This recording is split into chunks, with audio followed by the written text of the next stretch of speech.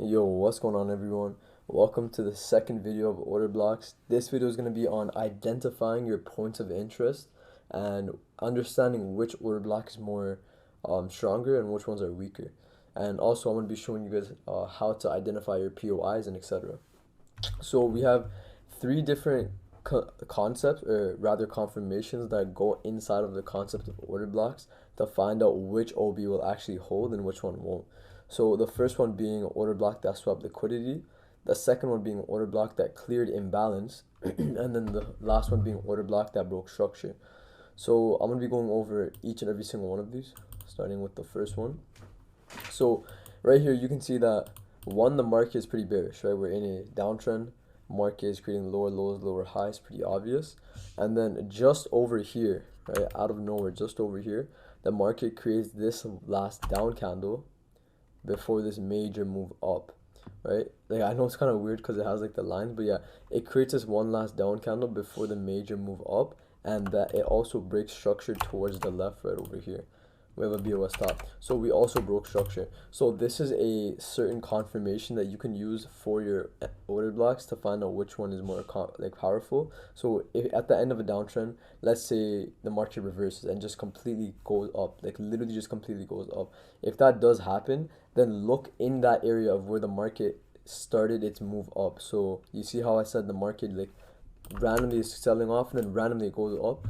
Inside of this area over here, you want to be looking for institutional candles inside of that expansion move up, right? So in this case, that is one type of OB that we can use that has more confirmation, right?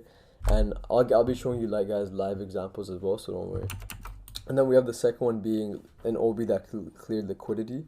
So we can see that there's equal highs and then there's equal lows, meaning there's liquidity both sides of the market. And obviously this is like a currency for the market maker. It needs to come down to take out that money.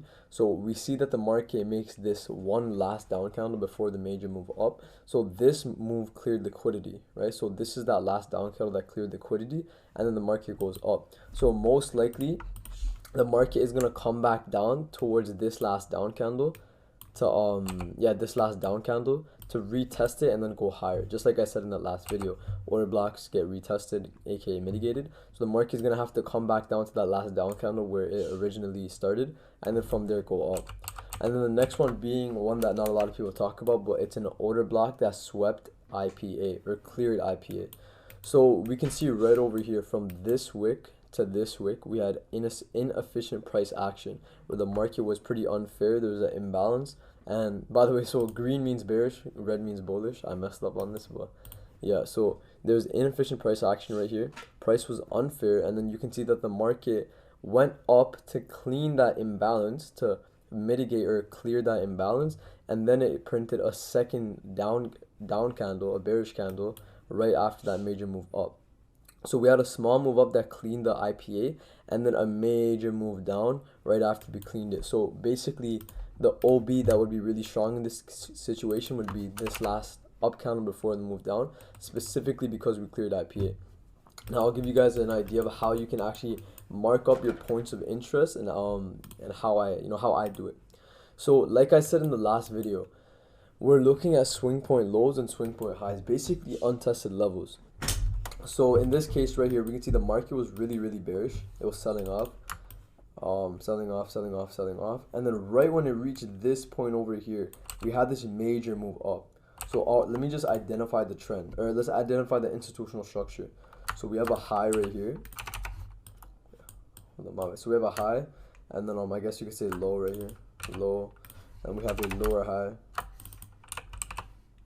Oh, I hate doing this. It takes so long, but yeah, lower high, lower low, right, and then we have a lower high right here, and then a lower low right here, I guess, lower high, and then lower low. So we have these lower highs and lower lows, right, in the market. Now, as soon as price came here and printed this lower low, we had a major impulsive move up that broke structure towards the left. So we broke structure. So we're breaking previous price action or previous bearish structure, which is identifying that now the trend is potentially going to be bullish. Now also look at the volume and momentum inside of this specific zone, right? We can see that inside of the zone, the market like randomly, it was super bullish and had so much momentum. And if we look a little bit, if we actually draw like a horizontal line to look at the path to see if there's a order block in the past that is reacting off, we can see there is this last down candle right over here, which is considered as an OB that the market is reacting off of now. So it makes sense on why prices went up from here. So it went up from here and we broke structure.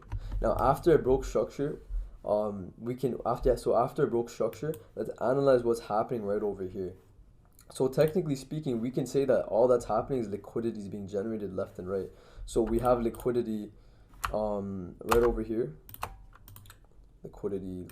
So we have equal lows happening right here. So we have a test of support, another test of support, another test of support, meaning all these people that are retail traders that are buying these support touches, they're getting induced to take buys because they see this as a level that rejects, and then take profit there and stop loss like right below here, whatever. So basically, obviously that means that liquidity rests below over here, and money is gonna have to get taken out.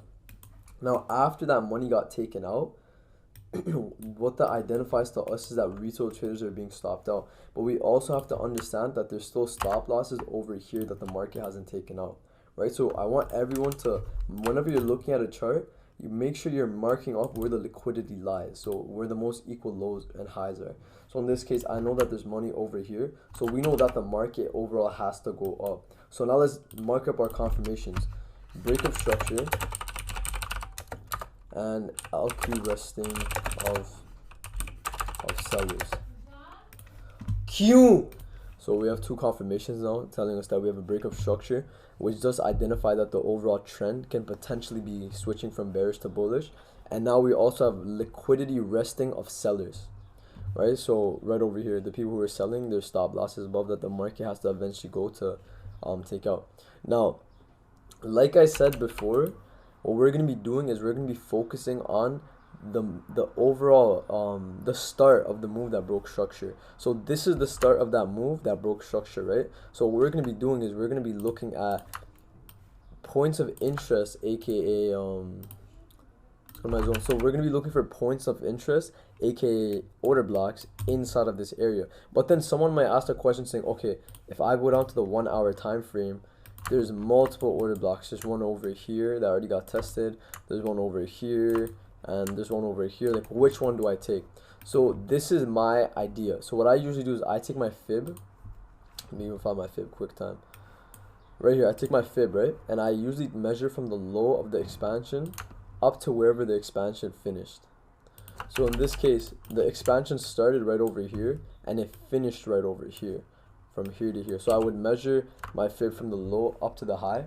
And basically my major keys of it, my major levels of interest rather, are gonna be any order blocks that lies in the 70, 78, or the 88. So any OBs that are inside of these zones, these are my points of interest. It's much more stronger and probable, and I'm gonna be rather focusing on those. Now if there's order blocks that rest above, such as like the 61 over here, or the 50, or even higher, I completely ignore them. I don't take them at all, right? And someone might say, okay, wait, can't you do the same with this move right over here? Like take your fib from this low up to this high. You can definitely do that, right? This is also this is also plausible. You can look for order blocks that are inside the 70, 78, 88. Now the reason I didn't do this is because I already know what's gonna happen. The market breaks past it, it doesn't respect this. So this is something I want you guys to keep in mind, that there are going to be points of interest. Like for example, right here we have the expansion move up, and then we also have another expansion move up. Both of these levels are valid, but that doesn't necessarily mean that they're both going to hold, right? So one could be stronger than the other, and it's just normal market tendencies for it to not respect a one order block and move to a different one. So even though the confirmation might be here for this one, that doesn't necessarily mean that it has to respect this one. It could easily mean that the market might go lower to use a lower order block. And in this case, our area of interest is going to be this last down candle before the major move up, right? So this is going to be our area of interest. Now the reason I'm using this one is because, one, this is the start of the move. Two, this last down candle before the move up broke structure. And three, we also cleared liquidity. If we check the 15-minute time frame right over here, one thing that you can notice is that there was actually a ton of, I guess, support traders buying this area right over here. let me delete this right here. So we can see that this is a level of support that tons of traders were buying right here, right here, right here, right here, right here, and right over here. And then boom, we have this last move down that swept all that money that rested below. So all these people that were buying over here, they just got stopped out. Once they got stopped out, the market completely pushed up and broke structure. Now if you go on the 4-hour time frame, it's so clean. This is just one major last down candle before a move up that's basically considered as our order block, which is really clean, right? So now we have a bunch of confirmation. One being that this is the start of the expansion, two being that it broke structure, three being that we cleared liquidity, and the fourth confirmation being that there's a lot of volume and momentum now, right? So we have 4 confirmations just inside of this order block on why the market needs to come back over here, and 5 being that we have the fib confluence. So what I would do is I would take my zone, right, and let's see, yeah, just highlight the open to the low of the order block. Let's make this like yellow or something. And then at this point, I would wait for price to come into my OB. Now you could go to the 1-hour time frame and refine your order block a lot more nicer. So you could refine it up to this last down candle before the major move up if this is like too big of a zone for you. But we'll get into refining entries in a different video, because that's like a whole new topic I want to cover later on. So yeah, this would be our OB that we'd be focusing on, and price action would slowly make its way back down into our area of interest. Now, one more thing I want to call out. So one thing I want to say is that sometimes you're going to notice that the market is going to consolidate before it actually comes inside of your point of interest. So for example, right here, the market was pretty bearish, and then boom, notice how it started consolidating after that push up. Basically, this is a good confirmation that the market is getting ready to go up. It just wants to stop out and confuse any retail traders before it actually does make that major move. I say this because obviously the market, it likes to make those big moves when no one's expecting it. No one's going to be expecting a major move up if everyone's focused on this like support resistance range. So that's why when everyone does get stopped out, the market goes to the untested level that had that expansion. It's like a magnet. It goes back down to the untested level that had an expansion, and from there it goes up, right? And that's basically how the market moves, and that's exactly what happened. This is that major level that had an expansion where we seen the start of that expansion, and then the market comes back down into that major level. We see that there's an order block inside of it, and then the market from here we can just see what it did. You can see from here it just completely went up. And notice how it went to the order block, it went to where the liquidity rested. In this case, the liquidity rested just over here because we saw that there's equal highs over here. And that's why we took a buy, because one, we know that the liquidity was buyer side. We know that the market has to make another move up to take out the liquidity that rested above. And two, like I said, we have that order block that cleared liquidity. Now, if I go on GBP USD, which is one of my favorite pairs, I go to the 8-hour time frame. They just delete all this. Right, this is one thing that I wanted to show you guys on GBP USD. It's a perfect example of OBs clearing liquidity and stuff. So basically, on GBP USD, starting from here, we can see that overall it's moving bullish, right? Trend is bullish, and if the trend is bullish, that means that we're only looking for buy side order blocks. Never ever look for sell side order blocks in an uptrend, and don't look for buy side order blocks in a downtrend. The reason I say this is because like if the trend is moving high and you see an order block right over here, what is the market going to do? Is it going to respect this order block in reverse, or is it going to, like, you know, probably break that order block? Because long term we're still being bullish, we're still going higher. Like for example, right here we see this, like we see right here a last down candle before a last up candle before a major move down. Market comes into it once, reacts a bit, and then from there it just completely reverses and goes up. Right, it's because overall the trend is up, so most likely the market is just going to completely break the previous highs and make newer highs. And yeah, so GBP USD, where was it? Yeah, right here. So basically the market moves in ways of liquidity, right? So over here we can see that the market is in a consolidative manipulation phase right here. Let me just mark this up. Boom. And then same thing just over here, manipulation, also right over here. We can say that over here there's manipulation. Now, this is what I want you guys to focus on. you see every time the market consolidates, it's just creating liquidity. We already know this, right? The market is generally just creating liquidity. Even over here, we can say the market was creating liquidity. Now, once we create liquidity, where does the market go? Well, let's look. It creates a low, it creates a high, creates another low, it creates another high, I guess up to here. Now, if I were to ask you what's the major expansion, me and you would probably say it's either this expansion right over here, or it's this expansion right over here, right? Because this and this, these are both the major moves up, right? So we have the high, higher low, higher high. So let's focus on this area for now. The market created liquidity, right? Created an area of liquidity where retail traders were buying. Retail traders are buying over here. Now we know that the market has to come back down. We already know that the market has to come back down to take out all these stop losses. Now, if we were talking about where would it go, we would simply just look at that area that was responsible for the market expanding. So in this case, it would be either this order block right over here, right, because this is that area where the market first expanded, or it would be an order block right over here. And in this case, the market comes back down after it takes liquidity, and it comes into this area of interest. Now if someone asks me like, okay, why did it come to this one and not this one, all I could tell you is that the banks and institutions, they have different goals, and they have different types of ideologies of which area they want to use and which one they don't. Even though this one is a lot more cleaner, the last down candle before the major move up, the bank still decided to use this one. So when people say, how do you know 100%? The truth is you don't.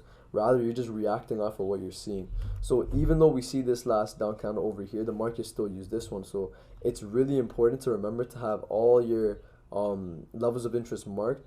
Obviously, you don't want to mark every single OP, but it's good to have your levels, like not just one, but two levels of interest marked.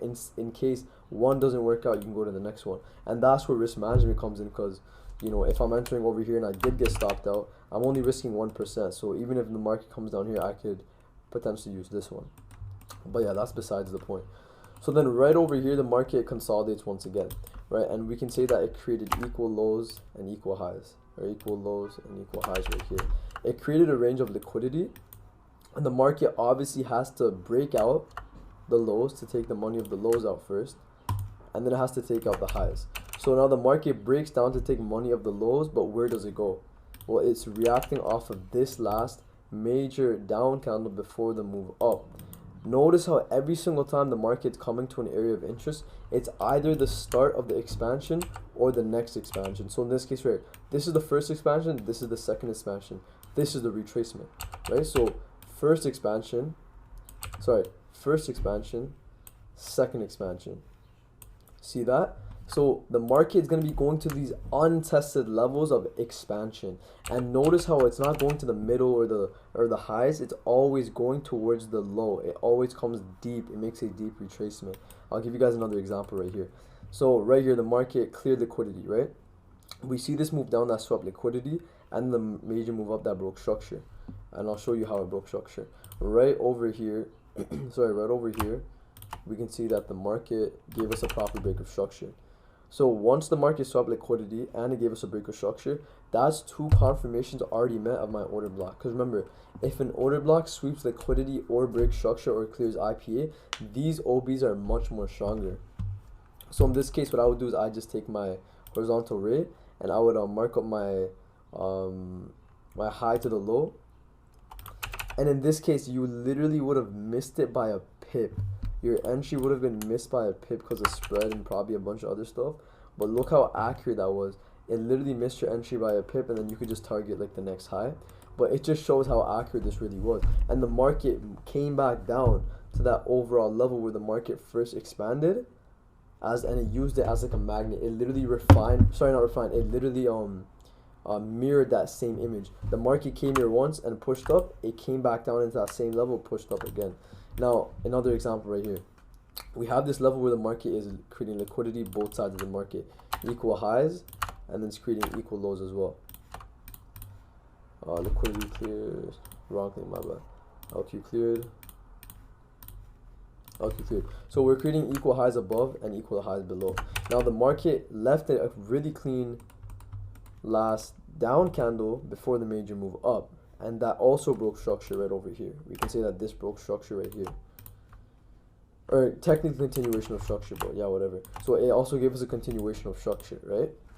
So now if I said, all right, which area of interest is the market going to use? We already seen this, it's hindsight, but obviously it's going to either be this last down candle or it's going to be this last down candle over here. And in this case, you could see that the market ended up using this last down candle over here. And which one did it use? Well, it used the ones that had that major expansion. So we have the first leg of our expansion, and then we have the second leg of our expansion. It's literally just reacting off wherever the expansion is, wherever the expansion started. And then from there, you can say that after this right here, you can see that the market swapped liquidity. So this order block was responsible for this liquidity grab. Not only that, but this OB was also responsible for giving us another continuation of structure. Not only that, but this institutional candle or order block was also responsible for the market having this major impulsive leg right over here, right? Now, some might say, okay, there's order blocks all over the market now. There's an order block right here, order block over here, and order block over here.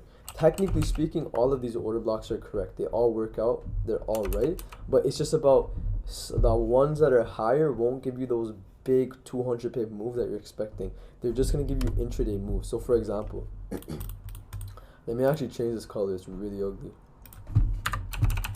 So for example, right here, we have an area of interest right here, and the market reacts off of it pretty nice.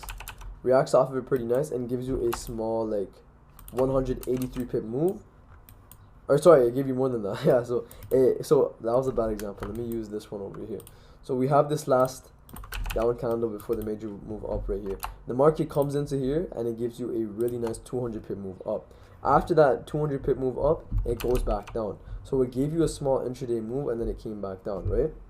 Now, where did it go? Well, like I said before, it went to the normal area where the expansion started. So technically speaking, our area of interest would want to be right over here, this last down candle before the major move up. But what we see is another area of interest, this last down candle before the major move up, and these are both valid. These are both valid areas of interest, right? So someone might say, okay, so which area of interest are we going to focus on? Well, like I said before, you don't know. It all depends on confirmation. You need to wait for price action to come into the area of interest, play out, go on the smaller time frame, look for confirmations of that trade entry, and then take it depending on your confirmation checklist. If you see confirmation in this one, take it. If you don't take it, wait for this one.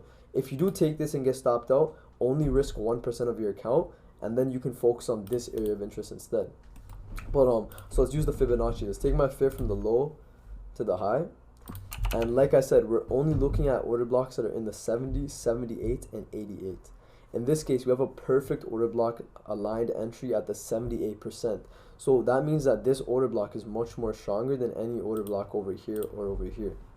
So when price did come into my area of interest, what I could have easily done is I could have gone to like my 15-minute time frame. And when I'm on my 15-minute time frame, all I really need to do is look for confirmations of taking a trade. So now the market is pretty bearish, right? We've seen the market is selling off. It's really extremely bearish. Sell off, lower low, lower high, boom. So okay, wait, let me go back up here. So we could have low, lower high, low, lower high, lower low, technically equal high. There's consolidation, and then we had that major breakout right over here. So the market breaks out, right? We see that breakout. Now once we do see that breakout, what are we going to be looking for? Same concept. Look at that expansion of that breakout, which was right over here. This was the expansion of that breakout, correct? So let me highlight that. This was that major impulsive move that broke structure towards the left. It broke structure. Now, where did the market come back to retrace? Well, it came back into an order block that was inside of this expansion. So what you want to be doing is you want to be looking on the 15-minute time frame of how price is reacting inside of your zone of interest. Once you see prices moving bullish, right, it was pretty bearish. Now we're seeing bullish action after price came into my area of interest. At that point, that's when you want to start looking for your trading opportunities. So in this case, once I see this break of structure, This order block is so strong. On the 1 hour is really clean. Let me go back to the 1H. But this OB right here is so strong because one, this is responsible for that break of structure. Two, we swept liquidity. Look at this. Right here, equal lows, liquidity here. We had this level of support being formed right over here, right? You guys see that? We had a touch right here, a touch right here, touch right here, touch right here. Retail traders are seeing this as a good time to buy, not knowing that there's liquidity resting below. The market takes out liquidity and then goes up. So this order block, one, it took out liquidity. Two, it's responsible for this break of structure. And three, it has so much momentum and volume with these bullish candles. So now then what we do is we set a limit at this one because we've seen that break of structure. And look how accurate that entry was. Now you can either put your stop loss inside or you can put it below. I would just put it inside realistically. I think you get stopped out on this because it comes back.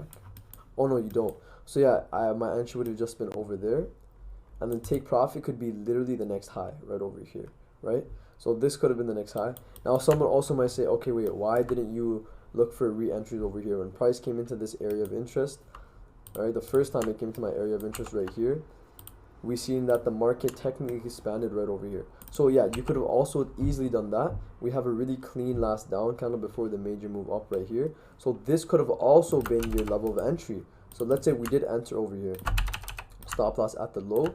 At this point, we would just target the next high. Or you could hold it to long term, whatever you want.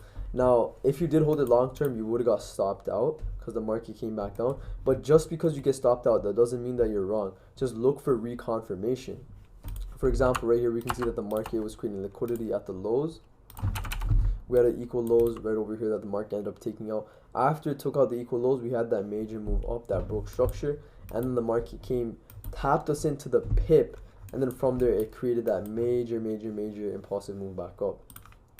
Now, one more thing I want to talk about order blocks are imbalances inside of your order blocks. So, let me delete everything right over here.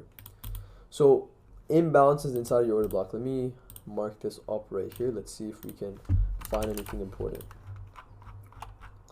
So, on the 15-minute time frame, look at this. On the 15-minute time frame, here to so this is one whole 4-hour order block right here. So I'm gonna mark this up from here to here. This is one whole 4-hour order block or institutional candle. Now if we look at this, like, you know, we refine our order block to this last down candle right over here, what we can see is that there's so much imbalance just resting inside of our order block right here. Like, look at this. From this wick to this wick, there's imbalance right here. There's IPA inside of this 4H level. If you go back to right here, there's an IPA inside of this 4H level, like I just said before. I'm just repeating myself now, but how far did I go? Yeah, right here. So if there's imbalance inside of your OB, that increases the odds of price actually using your order block to go higher. So we seen that on the 4H, it was just one big order block, right? But then if we went down to the smaller time frame, we saw that there was imbalance inside of our order block, and that increases the probability of the market using it, and hence why the market came down to the pip. You know, it came down, wick down, and then after wick down, it completely shot up and continued its bullish structure up.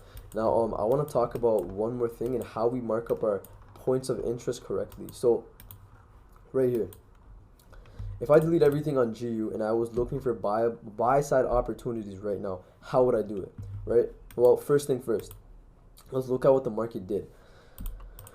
So the market came down, right? It came down, it created equal highs right over here. Created equal highs and then it created equal lows. Now the equal lows got taken out first, right? And then it used a higher time frame demand zone to go up. Now once we took out the equal lows, the market was obviously going back to where the equal highs were because it needs to clear those. Now right over here, we cleared the equal highs with this one expansion move right here. Now what I'm gonna do is I'm gonna highlight my expansion zones, one being right over here and the second one being right over here. These are my expansion zones. Now these are my levels where I'm going to be looking for institutional candles at. First institutional candle right over here. We have this last down candle before the major move up that broke structure right here. Break of structure top right there. Now second one, well, this is our first level of interest being right over here. I'll change this to like pink, whatever. So this is one point of interest that we'd be waiting for price action to come back down into. Now, where's our second point of interest? Well, we know that it's going to be inside of this zone, but let's look for where the most bullish pressure was. In this case, we had a last down candle right over here, but it kind of got mitigated a bit, right? It didn't really test it, but in my opinion, it was close enough to where it almost got tested. So to me, it is invalid. I wouldn't use this point of interest anymore. We had this last down candle, already got tested. But then if we highlight the zone now, and we do it up to here, now it's so much more cleaner. This is the major expansion that went up. So what I would do is I go down to the 1 hour time frame, and I would take my fib from the low to the high of the expansion. In this case, you could do it from this low or this low. Let's just do it from here up to here. Now, where are our zones of interest? It's gonna be inside one of these levels, the 88, the 78, or the 70. In this case, we have 2 points of interest. One being one last down candle before the major move up right over here, and the second one being this last down candle before the major move up right over here. Notice how simply I did that. I simply focused on the expansion and I ignored all this consolidation over here. Now someone might say, okay, wait, what about this one over here? Isn't this technically a level of interest? Now the reason I wouldn't be focused on this one is one, because it didn't break any structure, right? As you could definitely say that this is the cause of all this over here, but me personally, I like to focus on the expansion of the move. In this case, this is the expansion. This is the start of that major move up that broke structure towards the left, right over here and over here. So at this point, I would focus on these two levels, and maybe we can even go down to the 30, look for more levels, and look, you can refine that up to this point of interest right here, and refine your OB up to this last down candle up to there.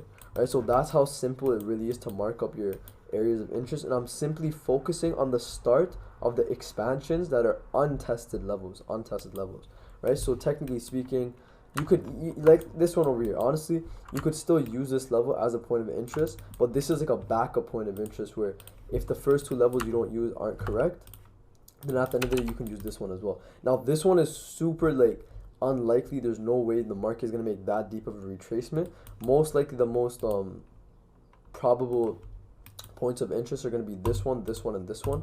And at this point, all you'd really want to do is watch out for price action and see what it does in each area of interest, because that's how I'm doing it. I know it's not the best and it's not the easiest because you have to look for confirmation, but trust me guys, this is how I did it. I hated doing this so much, but listen, the more you do it, the more you practice, the easier it gets.